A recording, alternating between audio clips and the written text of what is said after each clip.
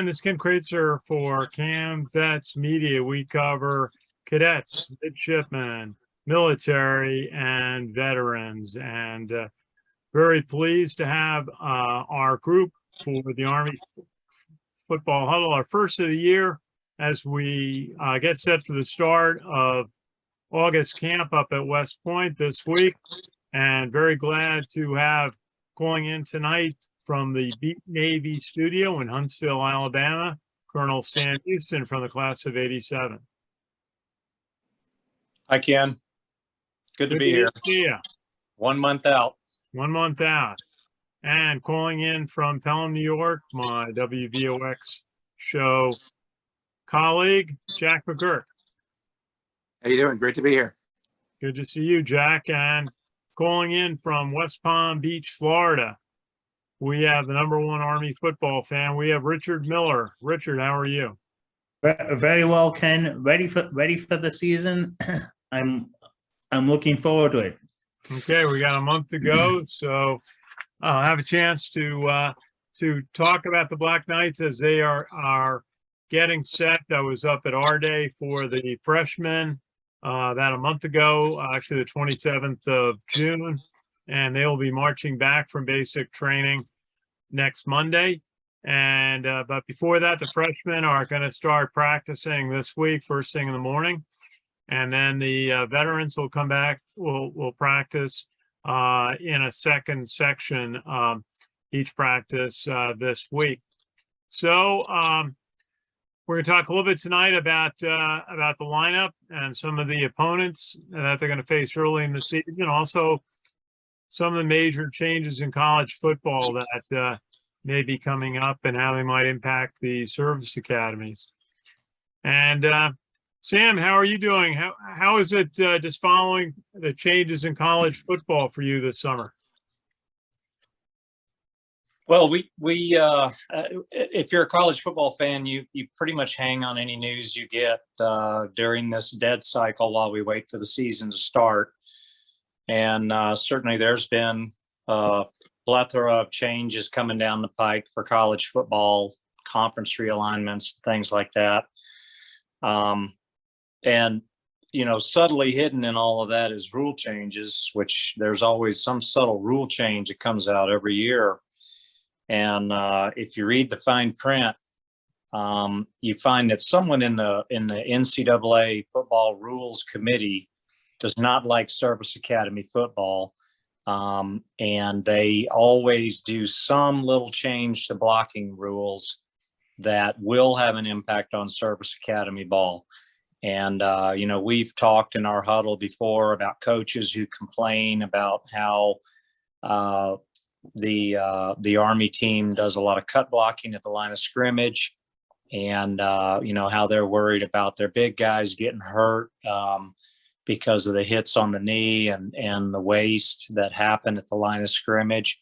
Well, now there's a new rule that is going to affect perimeter blocking for academy football, you know, most notably West Point, because we do give some props to the squids and the zoomies a little bit on our huddle, but, you know, we're focused on Army football.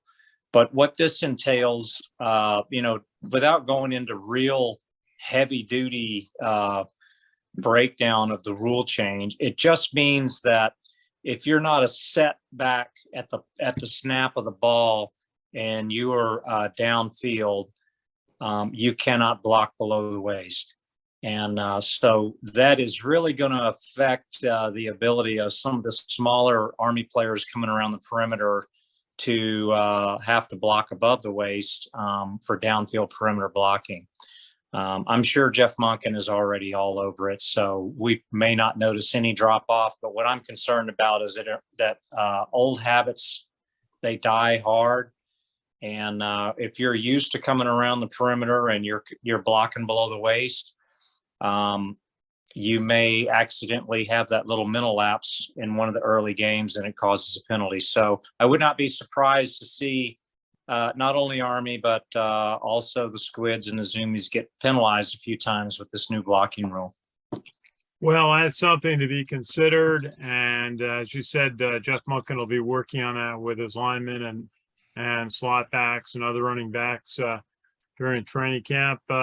Jack McGuirk, what have you been following college football over the summer? Well, I would have been checking out the first two opponents of Army. It's Coastal Carolina and University of Texas San Antonio. Both should be interesting games. Coastal Carolina, they actually led the nation in third down conversions and passing efficiency, fifth overall, averaging 495 yards per game. However, there are down a couple of receivers. Their leading receiver, Javian Hiley's done, and their tight end Isaiah Likely was drafted by the Ravens. Tells you how good he was. But they still have running back Braden Bennett as leading receiver, returning with 24 grabs. And the offensive line, they have an all-star guard, Willie Lampkin as the anchor. But they have not too many stars returning out. On defense, though, they do have Josiah Stewart, who was in a freshman year, had 12.5 sacks. And they also have Gerald Clark on the inside, 345-pound big guy. But the weakness in receiving, maybe that's something that the Army secondary can expose when they face each other to open the season. But Texas San Antonio, that's going to be a tough one for Army. The Roadrunners average 439 yards game and 37 points per game. And ground game was second best in the Conference USA. Although the star Sincere McCormick, who ran close to 1,500 yards, 15 touchdowns, he's gone. But they do have Traylon Smith, a veteran back from Arkansas, who ran for over 1,300 yards, had 10 scores with Arkansas. So they have a pretty strong running game. And great quarterback, Frank Harris, in his fourth year with San Antonio, coming off a second-team All-Conference USA season, throwing close to 3,200 yards with 27 touchdowns, 6 picks, and also leading the team. It was second on the team, rather, with 561 rushing yards and 6 touchdowns. That's a heck of a quarterback. He can throw, he can run. It almost sounds like Malcolm Perry or Keenan Reynolds, the Navy guys. But the defense was let's see, had Tariq Woolen and his former two speed at safety are gone. He was drafted to the Seattle Seahawks, but Rashad Wisdom, one of the nation's best safeties, who still flies under the radar, led the team with 88 tackles. Corner combination of him and Corey Mayfield and Ken Robinson. But yeah, this is going to be a tough one, San Antonio, for Army. Okay, well, 2 tough games, 2 challenges for Army to start the season.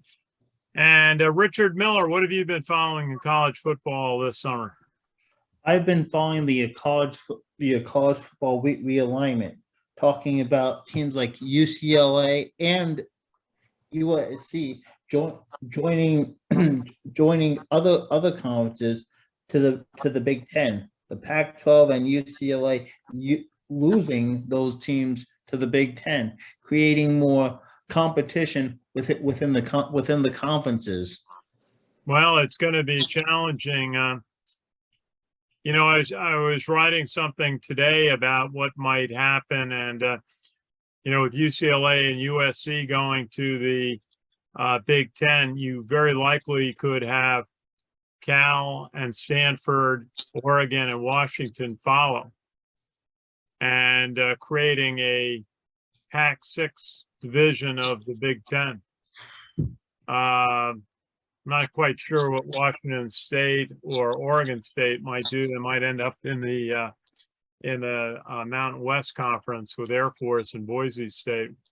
Sam, what do you see happening in this with this big move of UCLA and USC?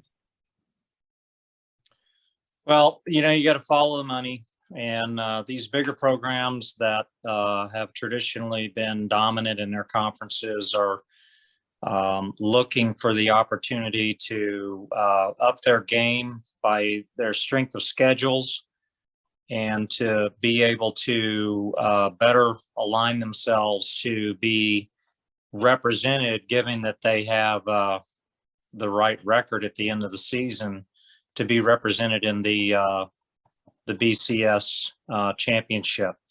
So, but what happens is I don't particularly agree with the conference realignment. I feel as though you're boxing out into a very high echelon elite group that will always be the circle of teams that are going to be in the BCS, and then you're going to have everybody else. And these conferences like the Pac-12, they're losing people. They're losing these, teams that have been part of the Pac-12 forever. 100 years. You think of Pac-12, what do you think of? You think of USC, UCLA. Well, now they're going to have vacancies, and they're going to be looking to recruit teams, which will have to come from probably Power 5 conferences instead of, Group of 5 conferences instead of Power 5 conferences, which means that the strength of schedule within the Pac-12 is going to start limiting itself, and then you're going to have other teams that have been traditional powers in that conference. They're going to look to get out as well. Dan, So, what do you think about what I said on a possible move by Oregon, Washington, big programs, especially Oregon, so much money from Nike behind the program. And then 2 schools that look like Big Ten schools academically, Stanford and Cal. Do you think they're going to make the move, or do you think they're going to try to stay in a West Coast oriented conference? yeah. Well, I mean, they're going to see the money trail for, the other teams in their conference that have jumped ship. And they're going to see the opportunities within the Pac-12 start to diminish because of the lessening of the strength of schedule that they're required to play by their conference schedule every year. So I wouldn't be surprised to see somebody who's been, at least a modern perennial power like Oregon try to jump ship and move as well to one of the other conferences, whether it means they stay primarily against West Coast competition or not. I could definitely see them jumping ship. Now, you mentioned a couple of other teams maybe going to the Mountain West. I do not see that happening, because that would actually be going to a conference that is not considered as strong as the Pac-12, even with the departure of the 2 teams that have left. Well, can the Pac-12 survive if 4 teams leave? I mean, if Oregon and Washington join? Well, there's still a Big 12. Well, the Big 12 right now is after the 2 Arizona schools and the 2 Utah schools. Utah State, they already grabbed Brigham Young. And then you've got, don't forget the ACC. You've got teams in the ACC that are clamoring to go join the SEC. Just when the ACC has really been able to develop and build itself into another power conference that seems to be able to get somebody into the BCS at least every other year. And then those very same teams that have been getting into the BCS, like Clemson, want to jump ship. So, this is tough times. And what are the papers saying about Clemson? Are they leaning towards joining the SEC if asked, which I got to imagine they would, or would they even consider the Big Ten? No, I've heard they want to join the SEC. Georgia Tech wants to go to the SEC. Florida State to the SEC. Does the SEC want? I mean, obviously they want Clemson. They may want Florida State because it's a big school, a big fan base. But Georgia Tech is a little different. It's not. It's a traditional school, but it's not as big time a program anymore as Georgia or the SEC powers. What are the people saying about Georgia Tech? Well, right now, given the state of the program, Georgia Tech and the SEC would be like Vanderbilt in the SEC. You got a bunch of smart folks going to engineering school or medical school, but you don't have that great of a football program. So, and all due respect to my friend and native Avery County, North Carolina, and former coach Paul Johnson, who once, he almost brought Georgia Tech to absolute prominence in his tenure there before he stepped down. Yeah. Richard, do you see anything in the Florida papers about where teams may go, even like where the University of Miami might go? Are they happy in the ACC? I mean, the ACC and the Big 12 are two conferences I would say are at risk in their future. Big 12 is what it is. I mean, they've already lost Texas and Texas A&M and Oklahoma, but they brought in a bunch of other schools. Well, currently, the Miami Herald did have a podcast asking where does Miami fit and how big is Mangaloa's comment? Okay. Yeah, it's asking what does it all mean for the Hurricanes, and this will be a very big question. This is from the Eye on You podcast because Okay. with Okay. I don't think it has the host, but it's David Okay. Wilson and Susan Miller Deegan, the Hurricanes beat reporter for the Miami Herald, are breaking down the seismic shift in college football. Jack McGuirk, any comments on conference realignment? Well, it's striking to see all these moves. I remember the first one we saw, I think, was Oklahoma and Texas when they went to the SEC. That was very surprising. It'll be interesting to see what happens with Clemson. That would be a big get for the SEC. Yeah, we got to keep an eye on some of those other, like the Big Ten, what's happening up there. And what is there any Sam? Have you the papers by you in Alabama talking anything about what North Carolina and Duke might do? Might they consider joining the Big Ten? No, here in Alabama, you've mentioned North Carolina or Duke. When it comes to football, they're going to say, "What is that? A high school?" Because that's how big football is here in Alabama. Man, they don't talk about those programs. But Okay, one side comment that I will make, because I do want to make sure that I overlap as to how this may affect Army.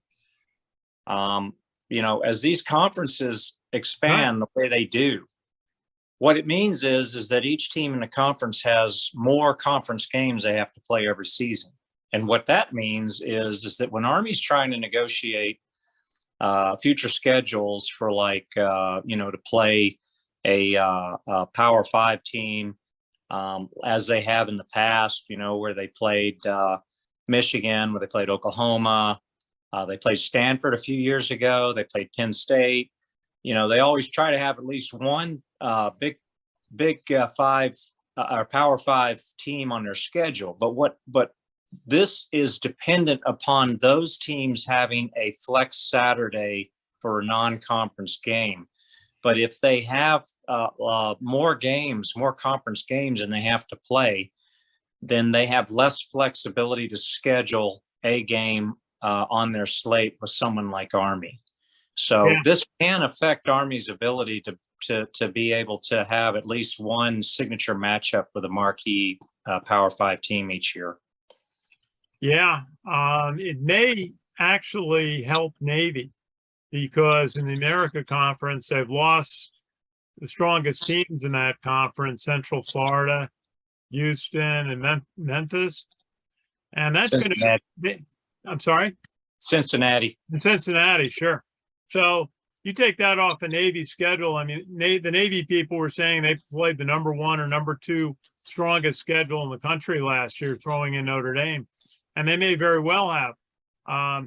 But if you take those games off of Navy's schedule and you put in the likes of Tulane, and I think it's a couple of other schools that are very comparable, maybe not even as comparable in strength of program as Navy, all of a sudden their prospects of having 7, 8, 9 win seasons looks a lot better.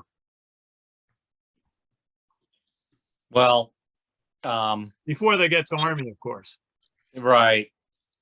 I did notice that Navy shed Marshall off their schedule this coming season and replaced him with a Patsy. So they've got at least one win coming up this season. I don't even remember who the Patsy is. I think it's some high school there in Maryland. Okay. But they did shake Marshall. I don't remember the reason, but they're not going to play Marshall this season. They were going to open with Marshall, I think.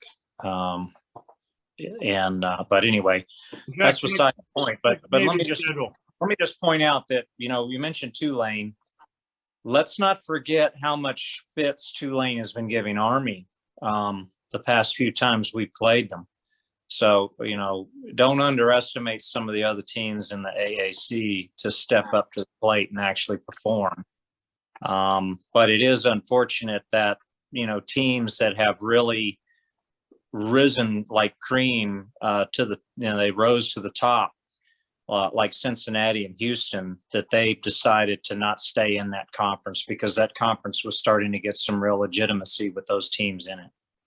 It was, but the pull of college football to play for larger television audiences in something in the Big 12, certainly a draw for them.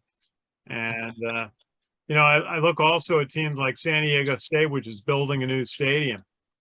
It should be open this year, and would they be attracted to a Pac-12 conference? But I think the Pac-12 is really it's got issues about what its future is going to be in 3 or 4 years. So we'll see. But for Army, I think there's always going to be teams who want to play Army. They're a great draw. True that.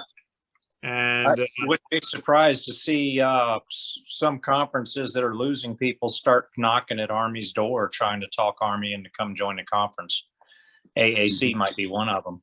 Well, I think that's for sure. I was on Sirius Radio 82 on the day of the Army Navy game last December, and the host asked me if I thought Army would join a conference, and I said, no, absolutely not, and maybe. And I explained, the experience in Conference USA that Army had and how long it took to rebuild the program after the very difficult years in, they were in the Conference USA. And, I think Army likes it. I mean, there's been success. They already have a CBS television contract, so they have some money coming in and a broad TV audience, which is coveted by many. What do you think, Sam? You're an alumnus. What are the alumni saying? Is there any thought at all about encouraging Mike Buddy to look at conferences?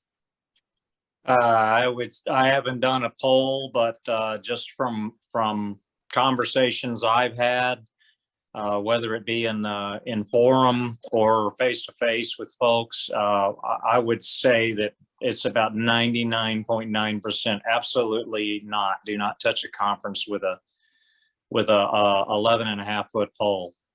It's a danger, Will Robinson territory. Do not do it. Now, as you know, when we look back at the Conference USA fiasco that happened for Army, a lot of people do mistakenly associate that catastrophe with simply the fact that Army had joined Conference USA, when there was a lot more factors at play at the time. For one, during the years when Bob Sutton was coaching, and they had the run with Ronnie Makeda at quarterback. Yeah. Those 4 years, they had a group of players that pretty much grew up in the system and were all starting for like their last 3 seasons.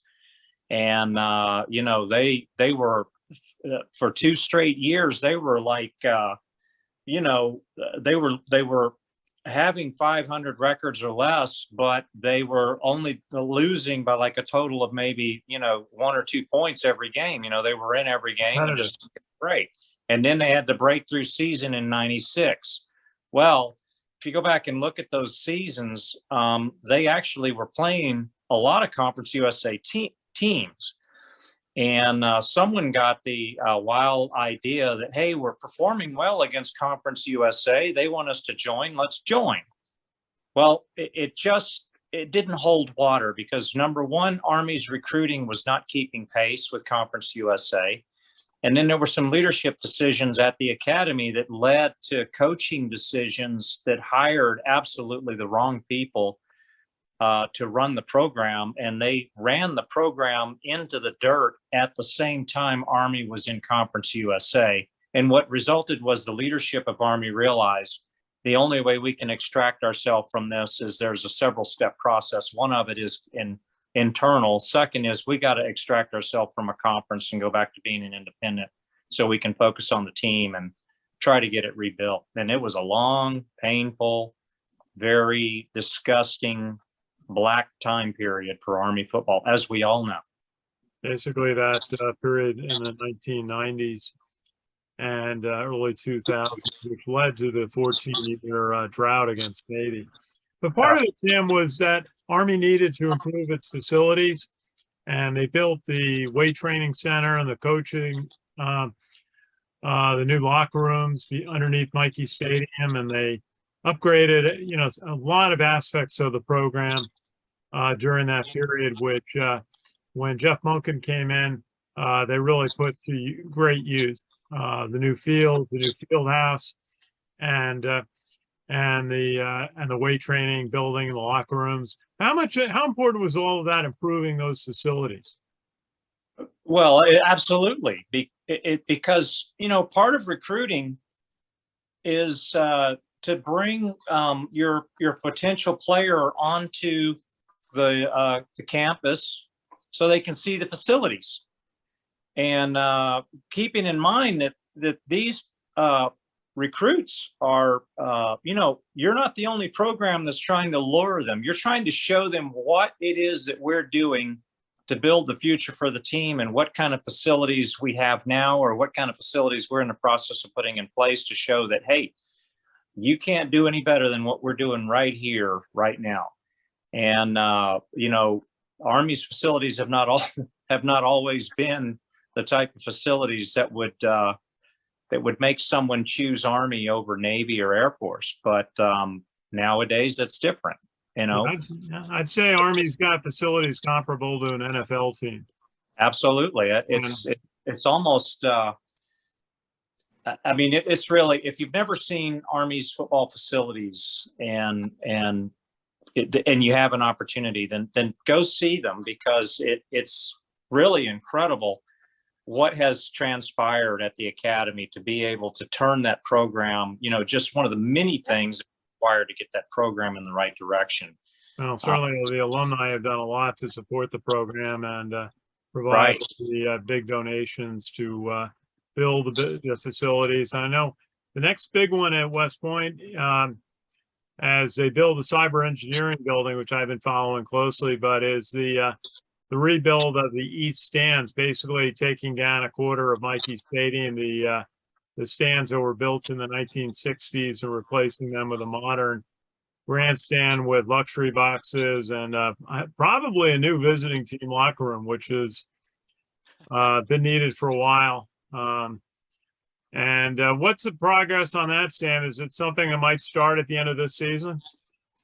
I don't really have an update on that, on what the timeline is. I don't know if it's on schedule, when we can expect to actually see these new facilities built into Mikey Stadium. It's really going to make it a world-class football event for anyone who can make it up to West Point. And that actually brings up just a side note about Army and the visiting fan experience, the Mikey Stadium experience. Now, we all agree that there's no better venue in the world to watch a college football game. The history and everything else, the beauty of the Hudson Valley, the tradition of Army football than to go to Michie Stadium. I mean, it really, I've been to college football games all over the world, but I've never been to any college football game that I enjoy as much than the experience of being at Michie, from the tailgate to the game and everything else. But I do see a lot of grumbling about, and I can understand it, people saying, well, how come, we don't really draw that many people from New York City that just come up. It's a short drive. Well, part of it is because Army's kickoff game, their kickoff times are normally at noon. Yeah. And it's hard to get onto the facility, for one, because of security.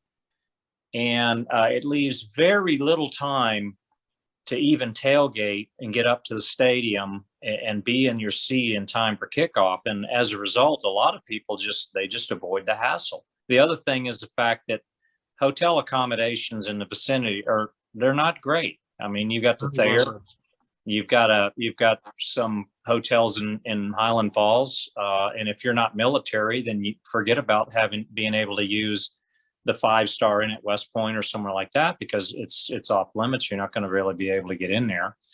And then what do you get? You got to stay out in Newburgh or Peekskill or somewhere like that. Just or even down here in White Plains. Where exactly. I live, you have alumni who, just 45 minutes. It's not a bad drive. Right. And then you're still stuck, trying to get up to the facility in time to get in. So I know there was a lot of grumbling about, from people just saying, hey, is there any way, why is it that Navy always gets the 3 o'clock kickoff, Army gets the 12 o'clock kickoff? Why can't we mix it up a little bit each season and let fans fill the stadium and actually come out and enjoy the real Michie Stadium football experience? Well, that's a good question, whether Navy would give up the preferred 3 o'clock start time. And we'll see. But Richard, I know you wanted to go through the preseason top 25 real quick. Yes, the college football, the preseason rankings in the top 20, in the top 25 in college football.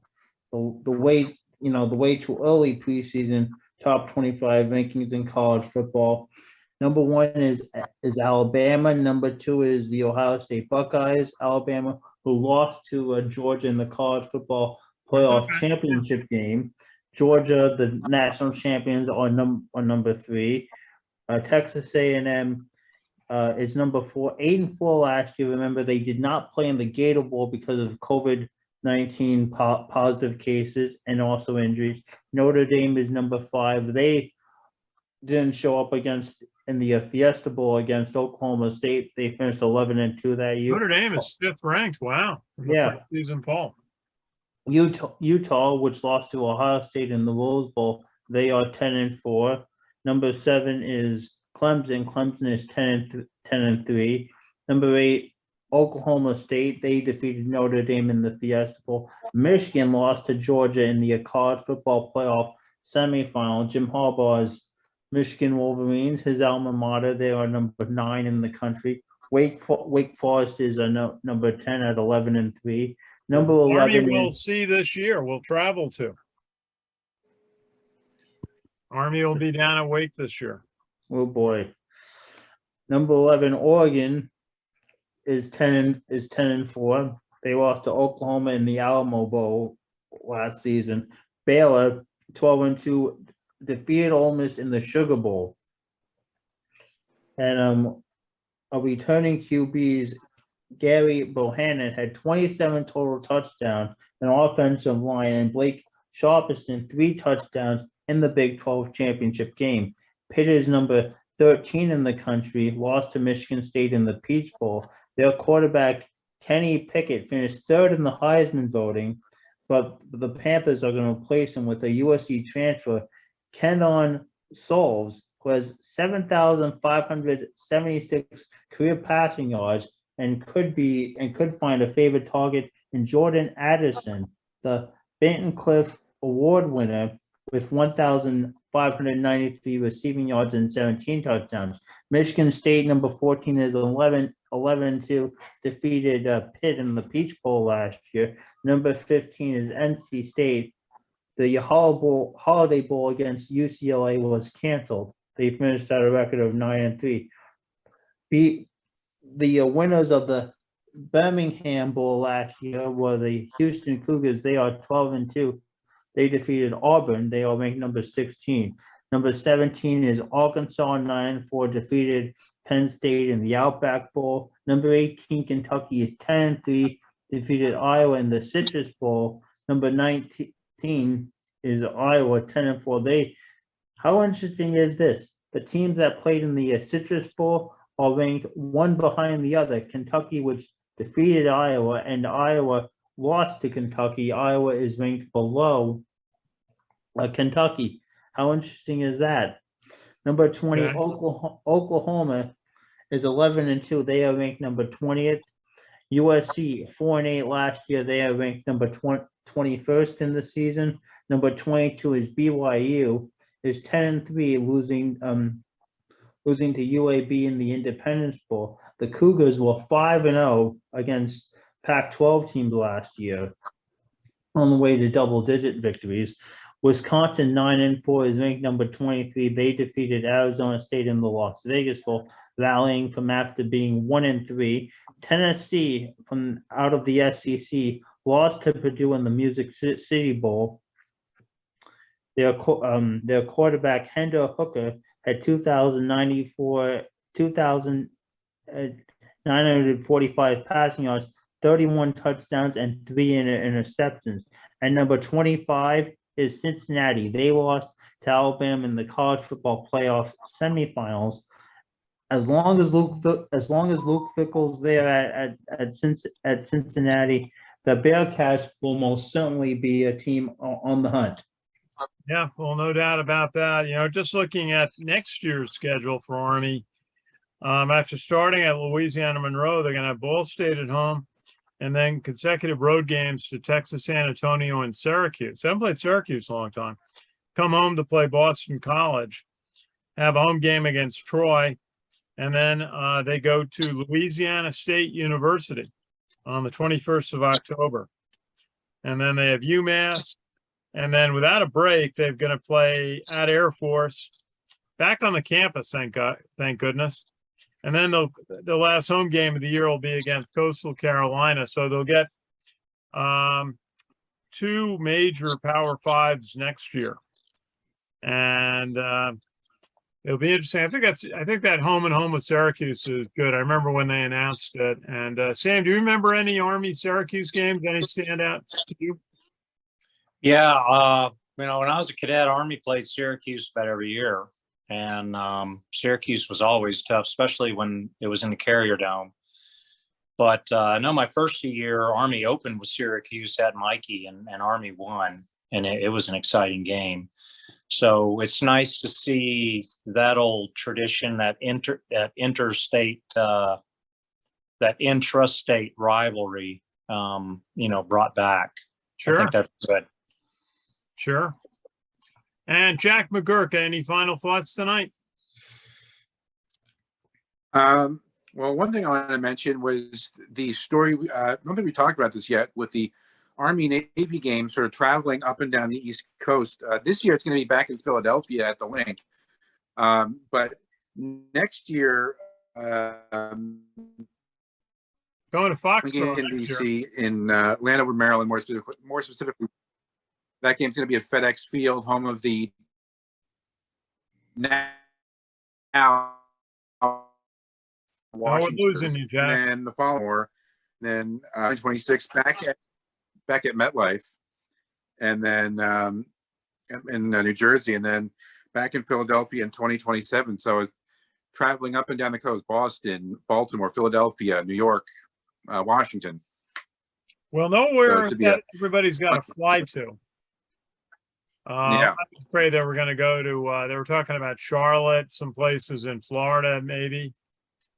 Sam, how do you feel as an alumnus about moving the Army-Navy game around to some of the Northeast NFL stadiums? Yeah. Well, when they released that, that press release about the next 5 Army Navy games, some of the locations you just gotta question who really, what was the decision-making factor that said that you said it's a great idea to go play a game at Foxborough, for example, because, Boston and Providence, you're going to have to fly into one or the other. And then you're going to find out that the hotel accommodations are not that close to the stadium. And the ones that are at the stadium are going to be sold out. And then you're going to find out that it's actually a lot colder in Foxborough than it is in Philadelphia. So, don't get me wrong. I like Gillette Stadium. I've been to a Patriots game there before when I lived in Providence, but for Army Navy, I don't know about that one. Washington, D.C., FedEx Field. Okay, that one makes some sense. I can get on board with that because in Washington, you've got major airports. You've got Dulles, you've got Reagan National. And if you don't want to fly into either one of those, you can fly in Baltimore. And then you can use the metro all over the city. So accommodations are aplenty. It's a great food city as well. So, it's a good place to visit. Yeah. Go visit some of the national monuments and the Smithsonian while you're there, and then go catch Army Navy games. So, but there's 2 locations that I think should not even be on the list, period. One is Baltimore. The other one's MetLife. I don't know. I remember folks saying after the last time we played at Baltimore that was the last time the game was going to be played at Baltimore, because the city's inability to provide guaranteed security for the fans, the inaccessibility of good parking and tailgate spaces and the surrounding neighborhoods around the stadium. And I agree with all of it. Now, notwithstanding, I understand that there's a sentimental value to Baltimore. That's where Ahmad Bradshaw took that last snap and ran the clock out, and Army, Navy's thinking they were going to get that 15th star on their helmet, and they didn't get it. So yeah, it's an exciting memory, but I didn't want to go back to Baltimore. And the other one is MetLife. Man, good gracious. This past year's Army Navy game, if that was not a lesson to not play the game in MetLife, then I don't know what is, but here we go again. What didn't you like about it? For me, it was fine. It was adequate. There's just nothing around MetLife Stadium. It's a stadium in a parking lot. Yeah, there you go. You just summed it up. So you live nearby. You can just drive down to the stadium. But people who have to come in, they find out that, guess what? The accommodations are not, it's not the greatest location in the world. Unless you are regional and you go to Jets and Giants games all the time because you live regionally. But if you're coming from all over the country and you want to go to the Army Navy game, that's just not a great location. I'm sorry. Did you get any feedback on how the gala dinner went? I understood that you had to take a boat. It was at Ellis Island, and you took a boat out there to Ellis Island, and all the guests did. Did you hear how that went? No, I had complimentary tickets for 2 to go to the gala, but I chose not to go because they had, they were doing the old vaccine passport thing just to go to the gala. And I agree with that, so I said, I'm not going to go, I'm not going to go there because I didn't think that was, I did not think that should have been part of the process of being able to go to the Army Navy Gala, but I never heard any feedback about how it went. Now, what I would have loved to have gone to Ellis Island for such a thing, but that's just the way it worked out. Yeah. Okay. Well, anyway, that's a good place to, I think, to conclude our first huddle of the year. Next Monday, I'll have been up to practice at least one day, maybe 2. And we'll have gotten a chance to hear from Coach Munkin and from some of the players. So next week, maybe we'll get into some of the key players on both offense and defense for the Black Knights. Any final thought? Can't wait till next week. Yeah, I just, it's really exciting that we finally reached the month of August. All the football camps are going to be opening up all across the nation.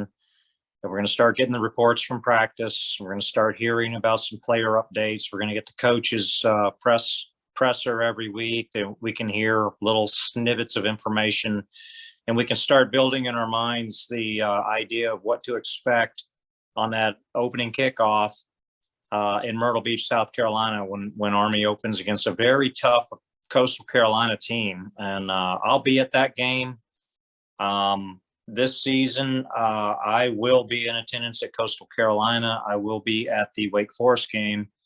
I will be at the Air Force and Navy, of course, and I will be at the Troy game with a wild card, hopefully with a shout out to Steve Shalhoub, that we can get a huddle together up at one of the Steve Shalhoub tailgates for one of the Army home games. So I've got that as a hip pocket wild card. So looking forward to a great season, and looking forward to the upcoming huddles when we can start breaking down the Army team and what we expect. Okay, yeah. Well, thanks to Richard calling in from West Palm Beach, Florida, and to Jack McGuirk from Pelham. And what a great job Jack did on our WVOX show today, analyzing some of the Navy acquisitions of ships. And we found out, we kind of detected a change in strategy and what the Navy's doing with its amphibious assault ships. And Jack was right on top of that. And so thank you, Jack. And Sam, always a pleasure, and glad to hear your insight as a West Point alumnus and a former Sprint football player. And again, I just want to thank our audience for watching. And we did make some changes. We're now called CaMMVets Media, and that stands for Cadets Midshipmen Military and Veterans, who we will all cover during the course of the year. And if anyone would like to be a partner in helping us conduct our West Point coverage and all the other things that we do covering veterans and the military, just message back on our Facebook page, and it'd be great to hear from you. So I'm in White Plains, New York, and want to thank everyone for joining us. I will look forward to doing this all throughout the 2022 season. Should be a great year. Thanks for watching.